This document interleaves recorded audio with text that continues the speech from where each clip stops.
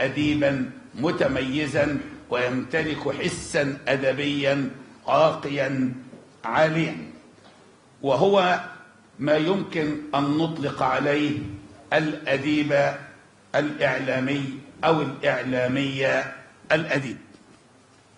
وهذا هو المثقف الحقيقي الذي لا يمكن أن يباع ولا يشترى، فلا يمكن لأي قوة مادية في الأرض أن تشتري مثقفا حقيقيا تعلم تعلما حقيقيا ويدرك عظم رسالته ومهمته التي يقوم بها. إنما يشترى الدخلاء ومن كانوا على حافة وأطراف المهن كلها.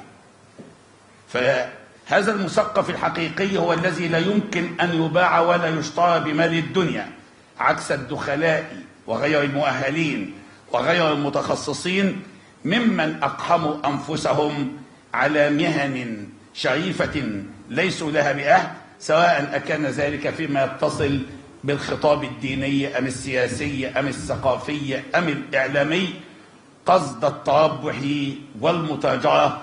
فصار واجبا على كل مهنة أن تميز بنقد فاحص بين أبنائها الحقيقيين، وأن تنفي عنها الدخلاء وغير المؤهلين وغير المتخصصين الذين يعدون خصما من رصيدها